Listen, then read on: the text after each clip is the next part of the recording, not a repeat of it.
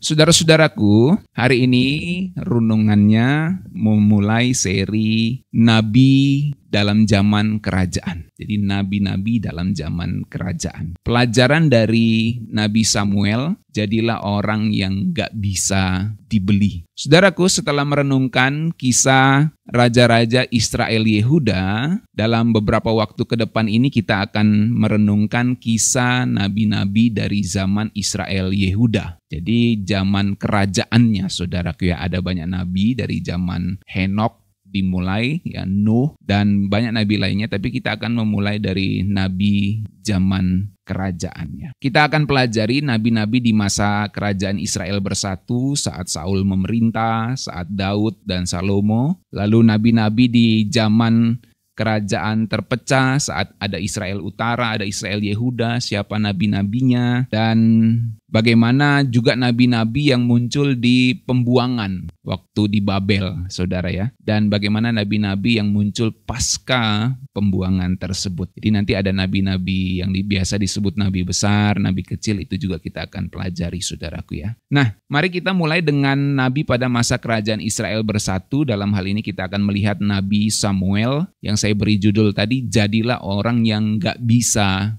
dibeli. Saudaraku, Nabi Samuel adalah salah satu figur dalam Alkitab yang berperan sebagai hakim, nabi, dan imam. Ia hidup dalam transisi dan sistem pemerintahan hakim-hakim, dari sistem pemerintahan hakim-hakim menuju ke pemerintahan kerajaan Israel yang pertama. Karakter Samuel ini mencerminkan ketaatan, keberanian, dan kepemimpinan yang berintegritas. Bagaimana Samuel yang di sini? Ya. Nah, saudaraku, Samuel lahir sebagai jawaban atas doa ibunya, Hana, yang berjanji menyerahkan Samuel kepada Tuhan. Kita tahu kisahnya kalau saudara baca di Alkitab itu ya. Kisahnya tercatat di 1 Samuel 1 ayat 27-28 soal doa ibunya itu ya. Sejak kecil Samuel ini tinggal di kemah suci dan menjadi pelayan Imam Eli. Ya, Samuel di sini gimana nih? Pada usia muda ia menerima panggilan langsung dari Tuhan dan tumbuh menjadi nabi yang berintegritas, saudaraku. Sebagai hakim terakhir Israel, ia memimpin dengan keadilan dan membawa bangsa itu kembali kepada Tuhan. Kita bisa baca 1 Samuel 7 ayat 15-17. Namun ketika orang Israel itu meminta seorang raja, saudaraku, Tuhan memakai Samuel kemudian untuk mengurapi Saul. 1 Samuel 10 ayat yang pertama. Ketika Saul gagal mentaati Tuhan, Samuel dengan berani menegurnya dan akhirnya mengurapi Daud sebagai raja berikutnya, saudaraku. 1 Samuel 16 ayat 13. Samuel tetap setia hingga akhir hidupnya, Alkitab mencatat demikian, dan dia menjadi pengantara antara Tuhan dan umatnya. Serta dia menegakkan kebenaran tanpa kompromi, saudaraku. Saudara lihat bagaimana kita lihat di kisah Raja Saul ya, ketegasannya itu luar biasa ya. Bahkan dia berani memarahi seorang raja, saudaraku ya. Saking tegasnya dia. Kisah dari Samuel ini menegaskan tentang ketaatan, tentang kepemimpinan yang berintegritas dan keberanian untuk berdiri di pihak Tuhan. Dia menjadi seorang yang nggak bisa dibeli, saudaraku ya. Integritasnya itu luar biasa. Nah, saudaraku, dalam 1 Samuel 3 ayat 10, berbicaralah Tuhan sebab hambamu ini mendengar, kata Samuel. Jadi kita melihat panggilan Samuel, saudaraku. Seorang hamba yang peka terhadap suara Tuhan. Samuel dipanggil Tuhan sejak dia masih kecil, saudaraku. Bahkan dia langsung menanggapi dengan kesiapan hatinya. Dia berkata, berbicaralah Tuhan, sebab hambamu ini mendengar. Ini menarik, saudaraku ya. Ketika kita mengalami berbagai tekanan dalam hidup ini, berbagai persoalan, kita harus membuat keputusan-keputusan di dalam hidup kita. Baik mungkin keputusan mudah maupun keputusan sulit. Mari kita mempunyai perkataan seperti Samuel. Berbicaralah ya Tuhan, aku ini hambamu mendengar. Nah, saudaraku, ini menunjukkan ketaatan sejak dini dan kepekaan Samuel terhadap Tuhan. Dari sini kita belajar bahwa peka terhadap suara Tuhan bukan hanya untuk nabi, saudaraku, tapi untuk kita semua juga. Karena saat itu Samuel masih kecil. Ya, jadi kepekaan terhadap suara Tuhan itu bukan hanya untuk nabi, tapi untuk setiap orang. Bagaimana kita belajar untuk mendengar suara Tuhan. Berbicaralah ya Tuhan, sebab aku ini hamba mendengar. Saudaraku, dunia kita ini yang kita tinggal ini penuh dengan distraksi, penuh dengan gangguan, ya.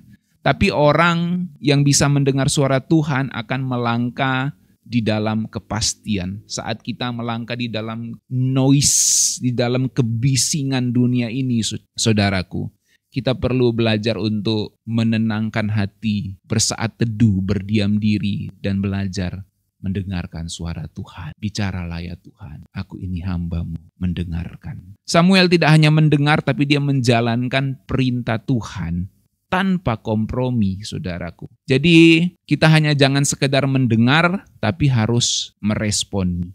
Banyak orang mendengar firman Tuhan, tetapi nggak langsung bertindak seperti Samuel. Kita perlu belajar dari Samuel, dia taat dengan segera saat Tuhan bicara kepadanya. Jadi masalah dalam hidup kita ini bukanlah karena Tuhan tidak ngomong, saudaraku. Tapi kita aja yang sibuk sama dunia, sama bisingnya dunia ini, sehingga kita tidak mau berdiam diri di hadapan Tuhan dan mendengar suaranya. Tuhan bukan nggak ngomong, masalahnya kita yang nggak mendengarkan Dia. Dan kalaupun kita mendengarkan Dia, kita tidak mau melakukan apa yang diomongin oleh Tuhan. Dari Samuel kita juga belajar tentang integritasnya di dalam memimpin. Dia seorang pemimpin yang nggak bisa dibeli. Itu judul yang saya berikan tadi, saudaraku. Dalam 1 Samuel 12 ayat 3-5, Samuel berkata, siapa yang telah aku peras atau aku suap, jika ada aku akan mengembalikannya. Dia mau hidup bersih di hadapan Tuhan, saudaraku. Kalau ada orang yang mungkin saya sengaja atau enggak sengaja aku peras atau aku suap, kasih tahu kepadaku, aku akan mengembalikannya.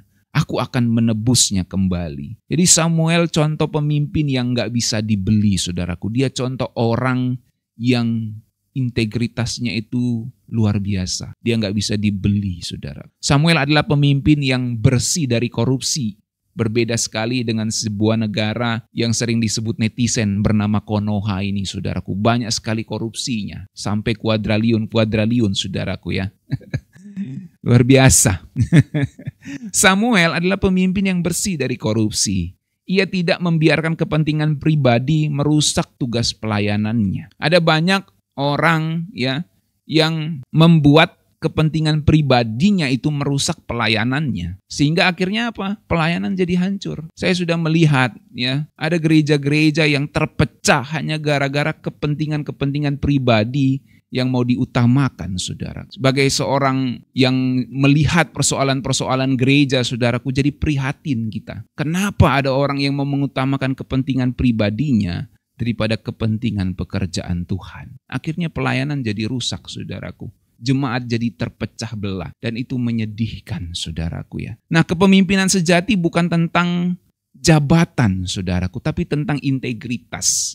Ada banyak orang lebih mementingkan jabatan sehingga dia menjual integritasnya. Dan itu sangat menyedihkan. Orang yang hidup benar tidak perlu takut terhadap tuduhan. Saya ulangi. Kalau kita hidup benar di hadapan Tuhan, kita tidak perlu takut terhadap tuduhan apapun, saudaraku. Karena kita tahu di hadapan Tuhan rekam jejak kita bersih. Dan kalaupun dunia berlaku tidak adil, penghakiman Tuhan akan membuktikan semuanya. Jadi zaman sekarang banyak orang yang bisa dibeli, saudaraku. Pemimpin-pemimpin yang bisa dibeli. Orang-orang yang bisa dibeli, disuap, disogok dengan duit, dengan uang, saudaraku. Akhirnya dia jual integritasnya. Jadilah seperti Samuel yang tidak tergoyahkan, yang berani berkata, kalau ada yang pernah aku peras, aku kembalikan. Kalau ada yang pernah aku suap, aku akan tebus kembali. Aku akan bayar kembali ya integritasku itu. Itu luar biasa. Kita harus hidup dengan integritas, bukan pencitraan, saudaraku. Karena pencitraan kita bisa kelihatan bagus di hadapan dunia, tapi kalau di hadapan Tuhan kita bobrok, semua akan terbuka pada akhirnya. Sebab tidak ada yang tidak bisa Tuhan lihat. Semuanya Tuhan lihat. Makanya mata Tuhan itu mata yang berapi, kata kitab Wahyu. Artinya tidak ada kegelapan yang bisa menutupi dari mata Tuhan. Kau mau gelap gimana pun mata Tuhan tuh berapi. Artinya dia bisa lihat kau di dalam gelap. Jadi kita harus hidup dengan integritas, bukan sekedar pencitraan. Beberapa kali saya ngomong sama Samuel yang di sini ini. Kita belajar tentang Samuel. Apa gunanya kita mesbah doa pagi? Apa gunanya kita doa setiap hari kalau hidup kita tidak bersih di hadapan Tuhan? Munafik, pencitraan, tidak ada gunanya. Rugi sendiri. Mendingan bangun siang, gak usah bangun pagi. Ya Samuel, tidak ada gunanya saudaraku. Apa gunanya saudara ikut doa pagi begini kalau setiap menit-menit hidup saudara setiap hari tidak berkenan di hadapan Tuhan. Kita jadi orang yang munafik, yang pencitraan, yang hanya mau waktu ditanya Pak Pendeta siapa yang ikut doa pagi, kita angkat tangan. Gak ada gunanya saudara. Lebih baik kita hidup bersih di hadapan Tuhan. Seperti Samuel, dia menjadi seorang yang gak bisa dibeli integritasnya. Saudaraku, dunia ini penuh dengan orang-orang bahkan pemimpin yang korup, yang hanya peduli pada image-nya di hadapan manusia dengan pencitraannya. Kita harus jadi seperti Samuel, Nabi Samuel yang berani berdiri di atas atau di tengah arus kompromi, saudaraku. Ketika duit dan kekuasaan itu bisa membeli banyak orang, maka integritas kita itu menjadi barang yang langka, saudara. Mari kita sama-sama katakan, integritas itu barang yang langka. Dia menjadi mata uang yang langka, saudaraku. Ketika kita hidup di dunia yang semuanya bisa serba sogok, serba beli, ya, dan serba mementingkan diri sendiri. Dari Samuel kita juga belajar bahwa ketaatan itu lebih penting daripada ritual. Kalau saudara ingat kisah bagaimana saya menjelaskan tentang Raja Saul, saudaraku. Kita melihat di situ bagaimana Samuel itu mengatakan ketaatan itu lebih penting daripada korban. 1 Samuel 15 ayat 22, Samuel berkata kepada Saul saat itu, sesungguhnya mendengarkan lebih baik daripada korban. Memperhatikan itu lebih baik daripada lemak domba-domba jantan. Saudaraku, Samuel menegur Saul saat itu konteksnya karena lebih memilih ritual daripada ketaatan sejati. Samuel suruh bilang, jangan dulu persembahkan, tunggu saya. Tapi Saul langsung mempersembahkan begitu saja, padahal itu sesuatu yang harus dilakukan oleh Samuel, bukan seorang raja saat itu, tapi seorang imam. Tuhan lebih menghargai ketaatan hati kita, saudaraku, daripada formalitas agama. Dan menariknya kisah itu menjadi salah satu yang membuat Saul mulai ditinggalkan Tuhan. Jadi saudaraku, ibadah tanpa ketaatan itu hampa. Apa gunanya kita ibadah tiap hari Minggu, ikut doa pagi, kalau dalam menit-menit hidup kita selanjutnya setelah ibadah, setelah doa pagi itu, kita tidak hidup di dalam ketaatan kepada Tuhan. Ibadah tanpa ketaatan itu hampa, saudaraku. Tuhan gak butuh rutinitas agamawi kita. Tuhan gak butuh rutinitas agamawi kita. Dia mau hati yang benar-benar tunduk, yang mendengarkan dia, saudara. Jangan hanya jadi Kristen mingguan atau Kristen doa pagian, tapi jadilah Kristen yang taat sepanjang menit-menit hidup kita di sepanjang minggu itu, saudaraku. Sebab ketaatan itu lebih berharga daripada ritual. Jangan sekedar hadir di gereja, tapi hidup kita tetap jauh dari Tuhan. Apalagi tidak pernah gereja, lalu hidup jauh dari Tuhan. Itu bahaya sekali. Tuhan nggak butuh aktivitas agamawi kita, saudaraku. Dia butuh ketaatan kita. Dan salah satu bentuk ketaatan kita itu adalah kita sungguh-sungguh datang mencari Tuhan dalam setiap jam-jam ibadah kita, saudaraku. Ngaku Kristen tiap minggu ke gereja, tapi hidup seenaknya sepanjang minggu, itu sama dengan tidak taat, itu sama dengan kehampaan secara rohani. Dan Tuhan gak akan impress, Tuhan gak akan terkesan dengan kehidupan yang seperti itu, saudaraku. Hidup kita ini, kalau boleh mau disimpulkan secara sederhana, adalah bagaimana kita mau membuat Tuhan terkesan. Tuhan yang telah memberikan anugerahnya kepada kita terkesan dengan kehidupan kita. Kemudian yang keempat, dari Samuel kita belajar jangan menilai dari tampilan luar, saudaraku. Dalam 1 Samuel 16 ayat 7, bukan yang dilihat manusia yang dilihat Allah. Manusia melihat apa yang di depan mata, tapi Tuhan melihat hati. Coba saudara bisa tebak, ini kisah saat Samuel ngapain? Ya benar, ada juga yang masih bengong. Yaitu saat dia mengurapi Daud, saudaraku. Ya. Samuel hampir memilih Eliab, saudaranya Daud, kakaknya Daud, Karena penampilannya yang kelihatan gagah perkasa, sementara Daud ini kecil, bocil mungkin ya waktu itu dilihatnya. Tapi Tuhan mengajarkan kepada Samuel bahwa hati itu lebih penting daripada tampilan luar. Tampilan luar kita harus tentu desain bagus. Tapi hati itu lebih penting daripada tampilan luar. Apa gunanya badan kita badus, otot kita besar, kalau hati kita itu kerempeng di hadapan Tuhan. Ya Samuel ya, lalu saya nasihati juga dia gitu saudaraku. Apa gunanya kita sehat kuat kalau kita tidak hidup benar di hadapan Tuhan. Ya. Jadi dunia menilai dari pencitraan kita saudaraku, dari tampilan luar kita. Tapi Tuhan menilai dari keaslian hati kita. Ya. Jangan tertipu dengan orang yang terlihat sukses, tetapi hatinya sebenarnya kosong, saudaraku. Ya, jangan kita insecure melihat orang-orang yang sukses dengan cara-cara yang nggak benar. Sebab Tuhan memilih kita bukan karena fisik atau karena status kekayaan, status sosial kita saat ini, tapi karena hati yang berkenan di hadapan Tuhan. Oleh sebab itu jangan menilai orang dari penampilannya. Itu pelajaran dari kehidupan Samuel. Bagaimana Tuhan berbicara kepada dia saat dia mau mengurapi Daud, saudaraku. Dia mau mengurapi kakaknya Daud, si Eliab, yang lebih kelihatan gagah perkasa mungkin seperti Saul waktu itu, ya, yang memang gagah perkasa secara fisik, saudara. Tapi Tuhan berkata kepada Samuel, ya, jangan melihat apa yang di depan mata. Belajarlah seperti Tuhan yang melihat hati, saudaraku, ya. Nah, saudaraku, jangan tertipu dengan packaging seseorang. Sebab tampilan ini gampang, saudaraku, bisa diatur ya. Kalau ini kita ke salon, kita percantik, kasih alis kalau cewek gitu ya. Kukunya bersih, apanya semua. Itu bisa menipu, saudaraku ya. Tapi hati seseorang tuh ternyata bisa ancur-ancuran di hadapan Tuhan. Jangan tertipu dengan packaging. Saya nggak bilang packaging nggak penting ya. Personal branding tentu juga penting di dalam era saat ini, saudaraku. Tetapi Tuhan nggak mencari itu masalahnya. Ya, ada yang bilang begini, saudaraku, ya memang Tuhan lihat hati, tapi kita melayani manusia. Manusia juga lihat tampilan. Ya oke lah. Kita perhatikan mungkin packaging kita, tapi jangan tertipu dengan packaging, itu masalahnya. Tuhan nggak cari yang keren secara fisik, dia cari yang keren secara rohani, yang hidup berkenan kepadanya. Ya. Jadi jangan insecure kalau lihat orang-orang yang mungkin kelihatan lebih keren dari kita secara fisik. Sebab Tuhan itu bisa memakai siapa saja, yang penting hatinya mau mencari Tuhan, mau dibersihkan oleh Tuhan. Sebab dunia memuja tampilan luar, tapi Tuhan menilai hati kita, saudara. Dan pelajaran kelima dari Samuel adalah doakan, jangan dendam. Ya. Ini kisah di mana, saudaraku? Saat Samuel ngapain? Saat orang Israel minta raja. Ya. Alkitab catat bukan kamu yang ditolak Samuel, tapi aku, kata Tuhan kepada Samuel. 1 Samuel 12 ayat 23, ya.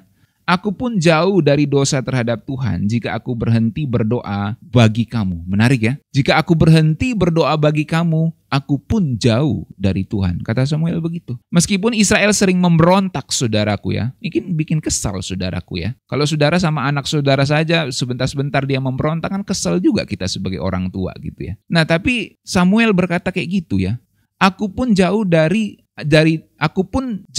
dosa terhadap Tuhan jika aku berhenti berdoa buat kamu. Jadi meskipun Israel sering memberontak, Samuel tetap berdoa untuk mereka, saudara. Ia tidak membalas dengan kebencian. Ini sudah saya doakan, kamu malah kayak gitu ya. Samuel tetap mendoakan dia, tetap mendoakan umat Israel yang sering memberontak kepada Tuhan.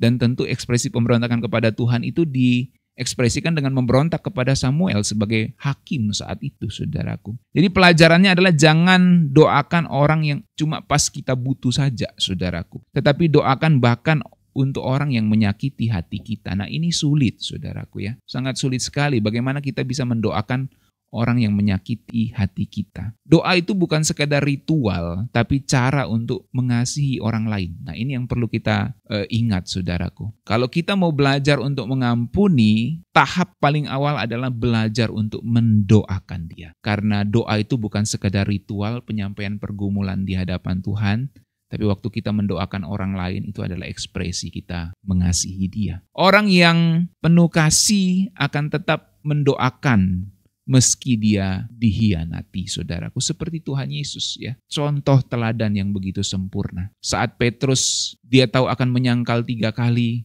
dia doakan. Itu luar biasa ya. Dan Yudas juga sebenarnya didoakan oleh Tuhan. Tapi dia memilih jalan yang dia pilih, mengkhianati Tuhan Yesus. Dan bahkan waktu Tuhan Yesus di kayu salib dia berdoa, "Ya Bapa, ampunilah mereka, sebab mereka tidak tahu apa yang mereka perbuat." Jadi orang yang penuh kasih itu akan selalu berdoa, bahkan bagi orang yang menyakiti, mengkhianati dia, saudara. Doakan bahkan untuk orang yang menyakiti kita. Sebab dunia mengajarkan balas dendam. Tapi dari kisah Samuel kita belajar untuk berdoa tanpa dendam, saudaraku. Jangan juga kita doakan, biarlah terjadi kecelakaan dalam hidupnya. Wah. Itu namanya doa dengan dendam, saudaraku ya. Atau kalaupun itu hanya menjadi sebuah bentuk curhat, ya nggak apa-apa ya. Self healing, saudaraku ya, bentuk curhat. Tapi bukan, dan Tuhan pasti mengerti apa yang menjadi maksud hati kita, saudaraku. Maksud saya adalah jangan berdoa dengan dendam. Berdoalah tanpa dendam. Jangan biarkan kepahitan mengambil alih. Serahkanlah segala kekhawatiran, persoalan kita kepada Tuhan. Dunia mengajarkan balas dendam, tapi dari kisah Samuel kita belajar untuk berdoa tanpa dendam. Dan jangan biarkan kepahitan itu mengambil alih hidup kita. Serahkanlah kepada Tuhan. Doakanlah musuhmu, itu bukan buat mereka, tapi buat jiwamu tetap damai. Saya ulangi. Waktu kita mendoakan orang yang berkhianat, yang menyakiti hati kita, itu bukan buat mereka saja, tapi buat hati kita, supaya hati kita penuh dengan kedamaian dari Tuhan. Puji Tuhan, inilah kisah dari Nabi Samuel yang bisa kita pelajari. Dia jadi orang yang gak bisa dibeli. Dia jadi orang yang tulus, hidup bersih di hadapan Tuhan. Bagaimana dengan hidup kita, saudara? Mari kita berdoa.